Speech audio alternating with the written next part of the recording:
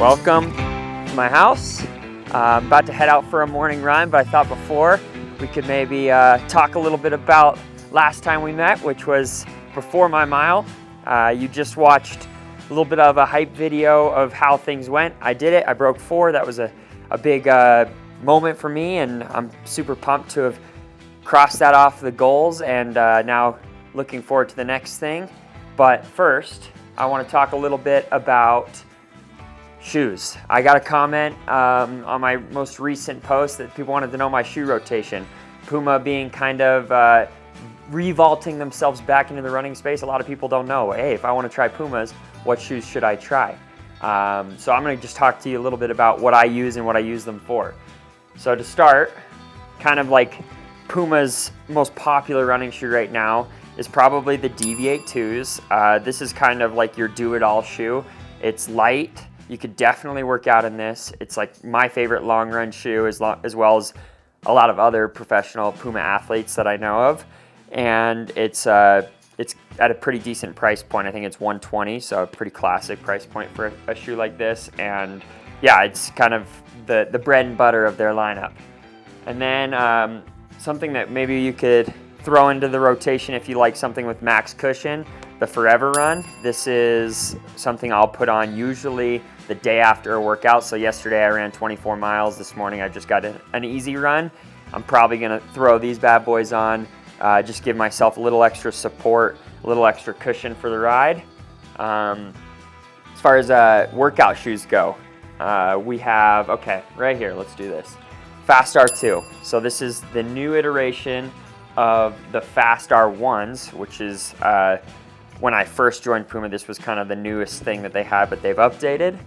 This is the Fast R2. As you can see, we've got a little bit more stack height, a little bit of an extended toe on the front there. It's just something that I think this shoe is just taking everything I liked about that shoe, the snappiness, the response, and magnifying it to a point where this one just feels like trampolines on your feet. So it's super fun. We also have stuff like the Fast Forward, which is like a great shoe for just track workouts. It's got the super foam in it, it's got the plate, but it's also just a little bit more minimal, so you can still get that ground feel that you can't really get as well in something like the Fast R2s. All right, let's go inside real quick. I got some spikes in there that I want to show you. I want to show you my sub 4 spike. All right, so here's the sub 4 spike. When I first saw these spikes sent to me by Puma, I knew I had to find a track race. So this was last summer that I got these for the first time, and I was like, okay, got to figure out where I can test these bad boys out. So I wore these first time in a race on the sub 4 attempt.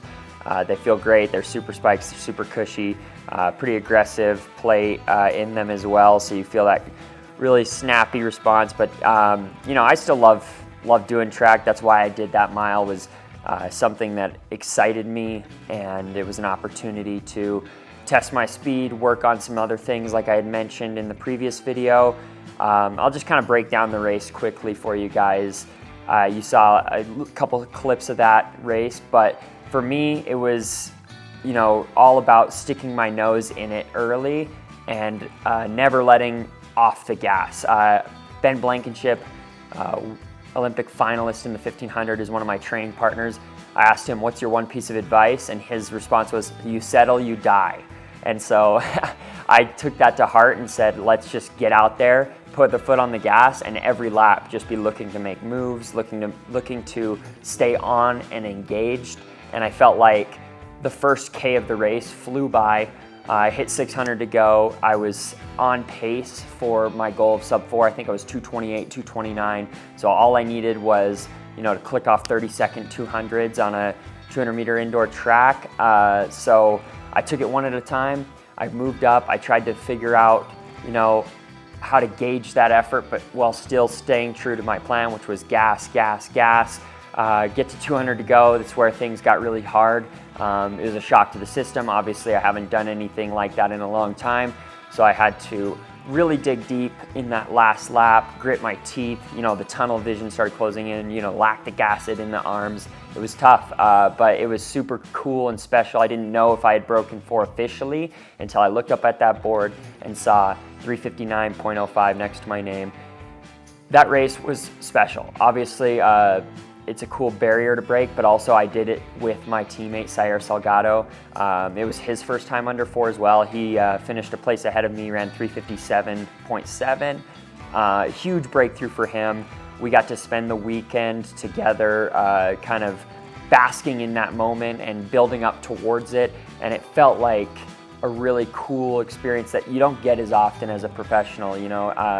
I don't get to race with teammates as frequently as I would like to, like I did back in college or in high school. So that was really special for that reason. And I'm really excited to see what Sayer can do for the rest of his indoor season. I'm almost jealous that I can't just keep cranking out these indoor races and seeing what we could do together, training together. But I've got other things to do, and we'll get to that soon.